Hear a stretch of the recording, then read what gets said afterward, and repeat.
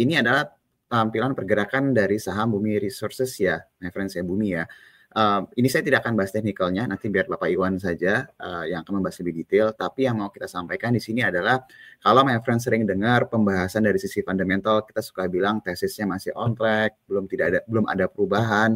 Itu memang berarti segala sesuatunya masih berjalan sesuai dengan apa yang kita ekspektasikan ya. Jadi buat my friends yang melihat bahwa Bumi ini naiknya baru mendadak baru-baru ini, tidak. Jadi pembahasan Bumi Resources ini kita mulai dari awal tahun my friends, dari 6 Januari maaf my friends. Jadi waktu itu kita bahas bahwa memang ada potensi yang cukup signifikan dari grup Bakri ini ya my friends ya. Cuma memang pembahasannya ini lebih mulai terefleksi di pergerakan marketnya itu starting kalau kita lihat di bulan Juni nih, di awal-awal Juni kalau my friends perhatiin. Pada awal Juni tersebut kita bahas mengenai potensi dari kuasi reorganisasinya Bumi. Jadi pembahasan pada saat itu adalah kuasi reorganisasi ini harusnya akan memberikan imbas yang positif buat Bumi ini sendiri.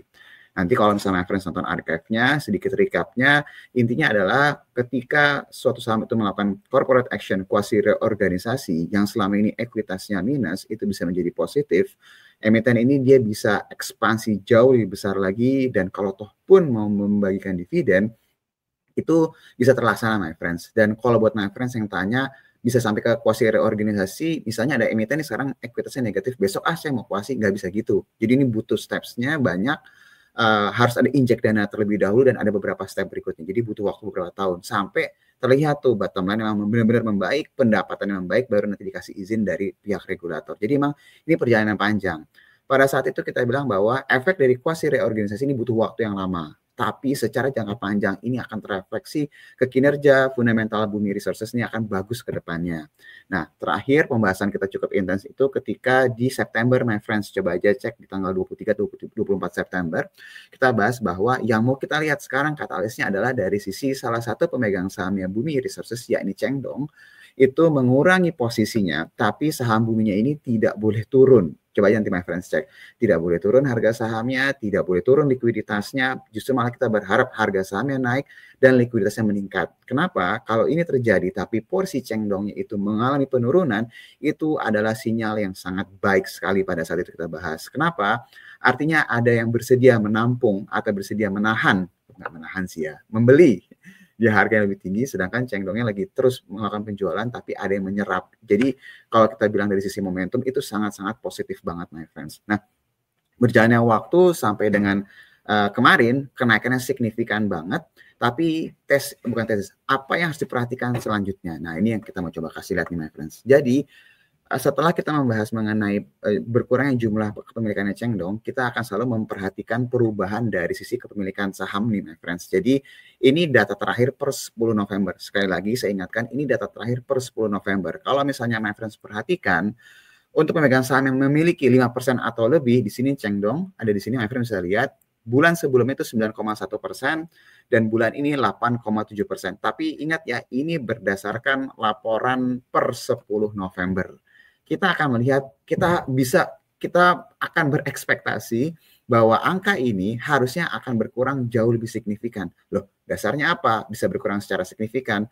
Kalau my friends perhatiin, di 3 hari terakhir, saham Bumi ini transaksinya luar biasa besar sekali. Jadi kalau toh pun seandainya sekelas Chengdong itu mau mengurangi porsinya di 3 hari ini, sangat mungkin sekali terjadi. Tapi seperti yang kita bilang, ketika itu terjadi, ketika nanti kita lihat jumlah pemegang sahamnya, jumlah kepemilikan Chengdong itu berkurang secara signifikan, tapi harga saham Buminya seperti ini dan likuiditasnya terus mengalami peningkatan, itu artinya tesis yang pernah kita bahas di tanggal 23-24 September pada saat itu masih sangat on track, my friends. Dan semakin berkurang drastis, likuiditasnya terus meningkat, harusnya volatilitasnya bisa mengalami lonjakan yang lebih signifikan lagi. Jadi nggak ada kemungkinan kalau ataupun harga bisa mengalami kenaikan, ya bisa-bisa aja.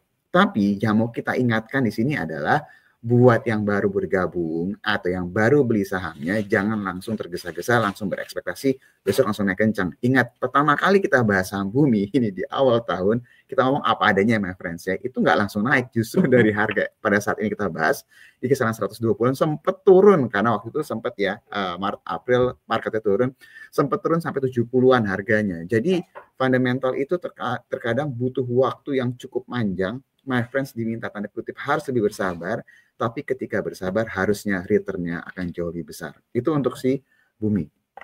Next-nya untuk dewa. Jadi dewa sama pertama kali kita bahas itu di awal tahun, tapi yang mau kita ingatkan di sini juga adalah perjalanannya juga sama nih seperti si Bumi Resources nih my friends. Untuk dewa ini sendiri pembahasan yang kita angkat di awal-awal tahun itu coba nanti cek ya archive-nya ya, antara di Februari, Maret atau April kita bahas mengenai hutang yang dikonversi pada saat itu. Jadi ketika kita melihat hutang yang dikonversi, padahal dari sisi rasio hutangnya itu kecil, jadi biasanya emiten itu akan melakukan konversi hutang atau mungkin dia melakukan right issue ketika rasio hutangnya itu sudah sangat tinggi, my friends. Jadi untuk bisa pinjam ke bank itu agak susah. Tapi pada saat itu kita bahas, ini masih kecil. Kok dikonversi? Biasanya kalau ini terjadi, ini menandakan adanya potensi ekspansi yang sangat agresif sekali. Nanti dicek aja archive-nya. Silahkan dicek di keyword-nya di YouTube aja, my friends. Nah, pada saat itu kita bilang bahwa kalau sampai ini terjadi, ini harusnya akan bagus. Dan dewa akan menjadi salah satu proksinya bumi. Dia akan diuntungkan dari kinerja bumi yang baik ya. Karena dewa ini sendiri kan kontraktornya gitu, my friends. Nah, kalau my friends mendengar bahwa bumi itu lagi mau akuisisi tambang emas lah, menambah ada tambang-tambang baru lagi di luar batu bara, ya berarti kita bisa bilang salah satu yang akan diuntungkan udah jelas si dewa ini, my friends, karena memang mereka tuh berbarengan terus gitu loh ya perjalanannya. Jadi kalau ditanya secara momentum, secara kinerja keuangan, apakah masih punya potensi ke depannya? Jawabannya iya. Tapi baik lagi, jangan langsung berharap besok langsung arah atau langsung naik 20%, 30% dalam waktu hitungan singkat ya, my friends ya. Mengingatkan kembali, seperti di saham bumi, sempat juga dewa itu mengalami penurunan yang signifikan.